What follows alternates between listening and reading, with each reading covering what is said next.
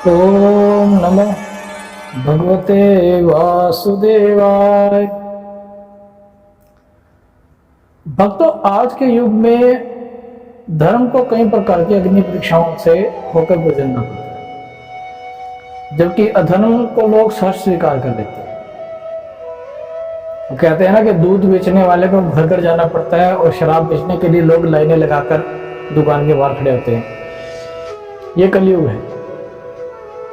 और कलयुग के अंदर जब कुछ कथावाचक, कथा व्यास धर्म की सेवा करते हुए और धर्म के नाम को फैलाते हुए अपना कर्म करते हैं, तो लोग उन पर भांति भांति के सवाल करते हैं। लेकिन वो ये भूल जाते हैं कि ये जो कथा है, ये अपने आप के अंदर जो है भगवान श्री कृष्ण का एपिसोड है।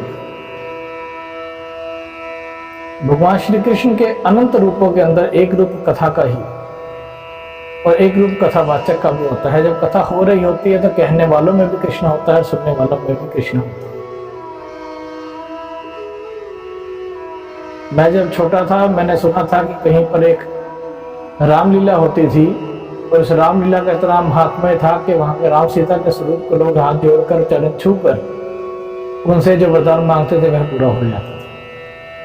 उस शहर की जो रामलीला की स्टेज थी, उसको ये वरदान था, क्योंकि वहां जब रामलीला होती थी उसके अंदर साक्षात भगवान विराजते थे, भगवान स्वयं आते थे।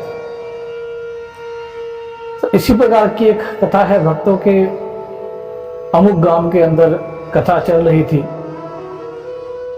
अब उस कथा के अंदर प्रतिदिन जो कथा व्यास थे वह गायत्री मंत्र का महिमा गुणगान किया करते थे कि कैसे अगर आपको कुछ भी नहीं आता, केवल गायत्री मंत्र ही आता है, तो आप सच्ची निष्ठा से उसका पाठ करते हुए भी भवसागर को पार कर सकते हैं। और उस गांव में एक जो सफाई कर्मचारी महिला थी, उस प्रांगण में नित्य सेवा करने आती थी और वह इस कथा का आनंद लेती थी। 7वें दिन जब कथा का आखिरी दिन था, वह माता कथा व्यास के पास गई। उन्होंने कहा, प्रभु, नित्य ही आपको अलग अलग लोगों ने अपनी अपनी क्षमता अनुसार आपकी सेवा की है। आज आखिरी दिन है, मैं चाहती हूँ कि आप उस गरीब के घर पर आकर भी अल्पाहार कीजिए, संध्या आहार कीजिए। जो कथावाचक थे उन्होंने सहर्ष स्वीकार किया कि अवश्य माता, मैं आज संध्या को आपके साथ चलता हूँ। शाम को जब वो जाने लगे तो माता ने कहा कि मेरा जो घर है वह दूसरे गांव में है और रास्ते में नदी पार करनी पड़ेगी। जब नदी के पास पहुंचे तो देखा नदी का पानी बहुत उफान पे आया हुआ था। तो कथावाचक ने बोला कि माता, ना तो यहाँ पर पुल है, ना ही कोई नदिया है, हम यहाँ नदी कैसे पार करेंगे? तो वह माता हंसकर बोली कि प्रभु, गायत्री मंत्र से। गायत्री मंत्र से? वो कैसे? तो प्रभु, आप जो नित्य कथा में कहते थे गायत्री मंत्र का जाप करने पर भवसागर पार हो जाता है, और यह तो छोटी सी नदी है, यह क्यों नहीं पार होगी? यह सुनने पर जो कथावाचक थे सोच में पड़ गए। अब वह कुछ सोच ही रहे थे, इतने में ही माता ने उनका हाथ पकड़ा और नदी में कूद गए और ओम भूर्भुवस्सुवः, ओम भूर्भुवस्सुवः, ओम भूर्भुवस्सुवः, बस इतना ही कहते हुए वह नदी तैरने लगे और तैरते तैरते नदी पार कर गए। अब नदी पार कर गए तो जो कथा व्यास से थोड़ा सा गुस्से में भी थे, खिसियाए हुए कि माता, आपने यह क्या किया? सीधा हाथ पकड़ के मुझे नदी में कूद गए, मैं डूब जाता तो मैं माता बोली कि प्रभु, आप कैसी बात कर रहे हैं? पूरा मंत्र गायत्री का पढ़ने पर भवसागर पार हो जाता है। मुझे पूरा मंत्र याद नहीं हुआ, केवल ओम भूर्भुवस्सुवः याद हुआ था, और मैं तो यह सोचती थी कि पूरा मंत्र अगर भवसागर पार कर सकता है तो यह पहला अक्षर नदी तो पार कर ही सकता है ना। तो इसीलिए मैं तो 7 दिनों से यह नदी यही ओम भूर्भुवस्सुवः करके पार करती आ रही हूँ।